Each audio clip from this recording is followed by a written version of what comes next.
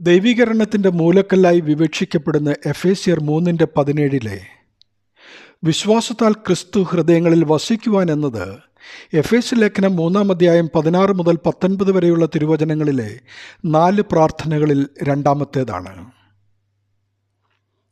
വിശ്വാസത്താൽ ക്രിസ്തു ഹൃദയങ്ങളിൽ വസിക്കുവാനുള്ള ഒന്നാമത്തെ വഴി സ്നേഹമാണ്. ദൈവം സ്നേഹവും പിശാച് കലഹിപ്പിക്കുന്നവനുമാകുന്നു. ബാബേലിൽ കലക്കമുണ്ടായെങ്കിൽ പെന്തിക്കോസ്തിയിൽ പരിശുദ്ധാത്മാവിനാൽ സ്നേഹവും ഒരുമിപ്പും ഉണ്ടായി. ഇന്ന് വ്യക്തികളുടെയും കുടുംബങ്ങളുടെയും സഭയുടെയും സമൂഹത്തിൻ്റെയും രാജ്യങ്ങളുടെയും അസമാധാനത്തിനും കലഹത്തിനും കാരണം സ്നേഹമില്ലായ്മയാണ്. സകലരെയും സകലത്തെയും ഭിന്നിപ്പിച്ചു നിർത്തുന്നത് സാത്താനാകുന്ന പിശാചാണ്.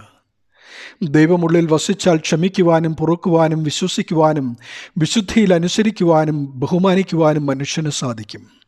വിശ്വാസമുണ്ടാകുവാനായി ആദ്യം സ്നേഹം ആവശ്യമാണ്. സ്നേഹമുണ്ടായിക്കഴിഞ്ഞാൽ അനുസരണം അതിൻ്റെ ഭാഗമാണ്. ദൈവത്തെ സ്നേഹിക്കുന്നവർ വചനം പ്രമാണിക്കുകയും അവിടുത്തെ കൽപ്പനകൾ അനുസരിക്കുകയും ചെയ്യും. വിശ്വസിക്കാത്തവനെ ആർ സ്നേഹിക്കും? ആർ അവരെ അനുസരിക്കും? അതുകൊണ്ട് സ്നേഹത്തിൽ നിറഞ്ഞ് ദൈവത്തിൻ്റെ കൽപ്പനകളെ അനുസരിക്കുന്നവർ യഥാർത്ഥ വിശ്വാസികളും സത്യക്രിസ്ത്യാനികളുമായി തീരും. ദൈവത്തെ സത്യമായി സ്നേഹിക്കുന്നവർക്ക് ഒരു നാളും ആരെയും പകയ്ക്കുവാൻ കഴിയില്ല. നിങ്ങൾ മാനസാന്തരപ്പെട്ട് നിങ്ങളുടെ പാപങ്ങളുടെ മോചനത്തിനായി ഓരോരുത്തരും യേശുക്രിസ്തുവിൻ്റെ നാമത്തിൽ സ്നാനമേൽപ്പീൻ. എന്നാൽ പരിശുദ്ധാത്മാവെന്ന ദാനം ലഭിക്കുമെന്ന് അപ്പോസ്തല പ്രവൃത്തികൾ 2:38.